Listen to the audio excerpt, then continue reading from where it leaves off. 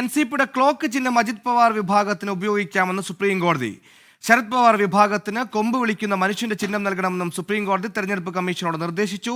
Clock ചിഹ്നം അജിത് പവാർ ഉപയോഗിക്കുന്നത് തടയണമെന്നാവശ്യപ്പെട്ട് ശരത് പവാർ വിഭാഗം നൽകിയ ഹർജിയിലാണ് ഉത്തരവ്. രാധാകൃഷ്ണൻ ചെയ്യുന്നു. രാധാകൃഷ്ണൻ, ഈ ലെജിസ്ലേറ്റീവ് മെജോറിറ്റിയുടെ ഭാഗമായി യഥാർത്ഥ പാർട്ടി അത് അജിത് പവാറിൻ്റെതാണെന്ന് അടക്കം തെരഞ്ഞെടുപ്പ് കമ്മീഷൻ നേരത്തെ പറഞ്ഞിരുന്നു. ഇപ്പോൾ ചിഹ്നവും നഷ്ടപ്പെട്ടിരിക്കുന്നു ശരത് പവാർ. എന്തൊക്കെയാണ് വിവരങ്ങൾ?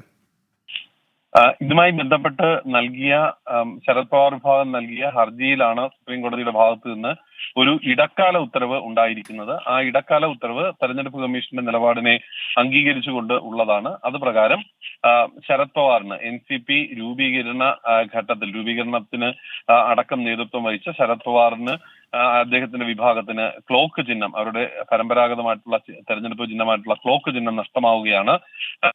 കൊമ്പ് വിളിക്കുന്ന മനുഷ്യൻ ആണ് ഇനി ചിഹ്നമായിട്ട് അവർക്ക് ലഭിക്കുക. ഈ ക്ലോക്ക് ചിഹ്നം അജിത് പവാർ പക്ഷമായിരിക്കും തെരഞ്ഞെടുപ്പിൽ ഉപയോഗിക്കുക. ഇതുമായി ബന്ധപ്പെട്ട് ക്ലോക്കിൽ തെളിഞ്ഞ ശരത് പവാറിന് ഇത്തവണ ആ ചിഹ്നമില്ല.